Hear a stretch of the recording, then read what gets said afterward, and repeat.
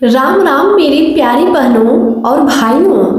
आज अनकही दास्तान में मैं आपके लिए एक ऐसी कहानी लेकर आई हूँ जिसे सुनने के बाद आप अपने घर के बड़ों को देखने का नजरिया बदल देंगे। ये कहानी किसी किताब की नहीं बल्कि उस अनकही सच की है जो अक्सर सिसकियों में दब जाता है। एक छोटा सा गांव था मझरिया, जहां गंगा की लहरें किनारे से टकराती थी और शाम होते ही मंदिरों की घंटियां पूरे गांव को भक्ति में सरोवर कर देती थी। इसी गांव के एक पुराने जर्जर मकान में रहती थी बड़ी काकी। काकी के पति सालों पहले गुजर चुके थे। उनके पास संपत्ति के नाम पर बस एक पुराना घर और अपनी बहू रूपा थी। रूपा जिसकी आंखों में हमेशा सावन बसा रहता था। वह सारा दिन घर की चक्की पीसती, कुएं से भारी घड़े भरकर लाती और चूल्हे की आग में अपनी जवानी झोंक देती। पर काकी का दिल पत्थर से भी सख्त था। काकी की जवान से हमेशा आग निकलती। अरे ओ कर्मजली, सुबह सुबह तेरा मनहूस चेहरा देखना पड़ता है। 7 साल हो गए इस चौखट पर पैर रखे, पर आज तक इस सूने घर में किसी बच्चे की रोने की आवाज नहीं गूंजी।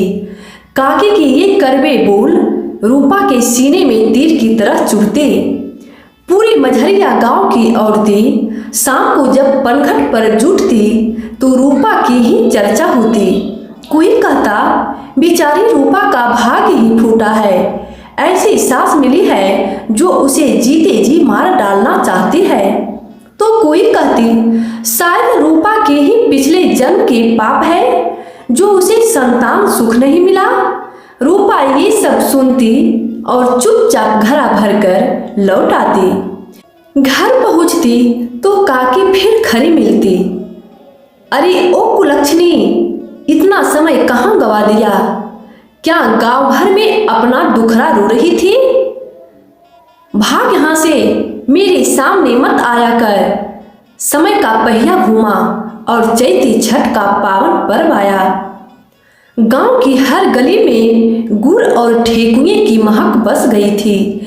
घर घर में पीला सिंदूर और सूप सजाई जा रही थी। रूपा का मन बस इस बार बहुत भारी था। उसने सोचा, मैया को क्या मुंह दिखाऊंगी जब मेरी कोख ही उजाड़ है, तो ये व्रत मेरे किस काम का। उसने हिम्मत जुटाकर काकी से पूछा, माई क्या इस बार मैं भी सूप उठा लूं? काकी ने हाथ का झरुआ पटक दिया और चिल्लाकर बोली, तू सूप उठाएगी? जिस हाथ में संतान की रेखा नहीं वो हाथ मैया को अर्घ्य कैसे देगा? मैया तेरा चढ़ावा स्वीकार नहीं करेंगी। जा घर के भीतर कोठरी में दुबक कर बैठ और मेरा नमक कम करना बंद कर। रूपा अपने शुद्ध बुद्ध खो बैठी। वह बदहवास होकर गांव के बाहर उस पुराने शिव मंदिर के पीछे वाली मरैया में जाकर छुप गई और साक्षात महादेव को उलाहना देने लगी। हे भोलेनाथ, क्या मैं इतनी बुरी हूँ? क्या मेरा प्रेम और मेरी सेवा सब झूठी है? तभी वहां एक वृद्ध बाबा आए जिनके माथे पर त्रिपुंड चमक रहा था। उन्होंने रूपा के सिर पर हाथ रखा। उनकी छुअन में ऐसी शांति थी जैसे तपती धूप में बरगद की छांव। बाबा बोले, बेटी, मनुष्य की आंखों पर अक्सर मोह और भ्रम की पट्टी बंधी होती है। तू जिसे विष समझ रही है शायद वही अमृत हो। आज रात जब सारा गांव सो जाए तब तू अपने सास के उस बंद कोठरी की पुराने खिड़की से भीतर झांकना। तुझे तेरा वो भाग्य दिखेगा जो महादेव ने स्वयं लिखा है। रात का तीसरा पहर था। रूपा दबे पांव धड़कते दिल के साथ काकी की खिड़की के पास पहुंची। उसने जो देखा उसे देखकर उसका गला रुंध गया। उसकी वो कड़वा बोलने वाली सास जो दिन भर उसे कोसती थी, वो ठिठुरती रात में बिना किसी बिछौने के नंगी बदन ठंडे फर्श पर लेटी हुई थी।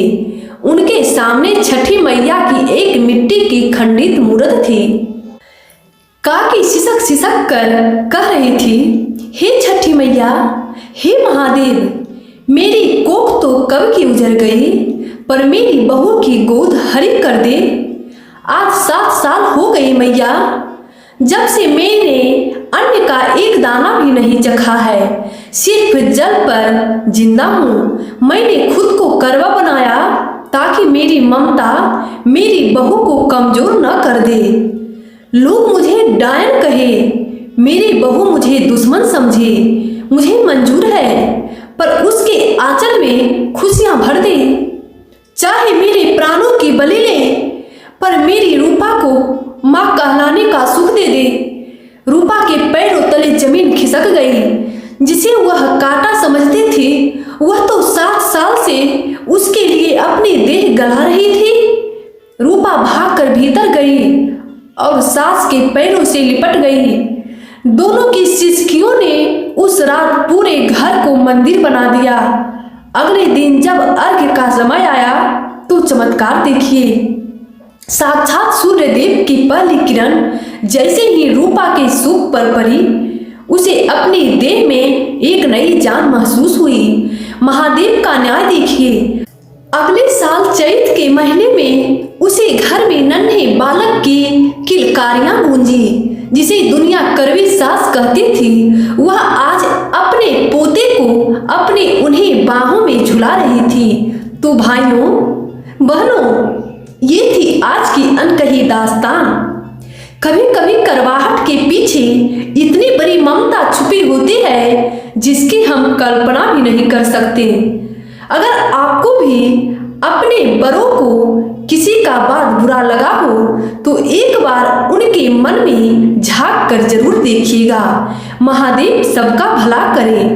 मेरे प्रिय दर्शकों, अगर ये अनकही दास्तान की ये कहानी आपके दिल को छुआ हो तो कमेंट में जरूर बताइएगा। छठी मैया आप सभी का हर दिन मंगलमय करे। जय छठी मैया।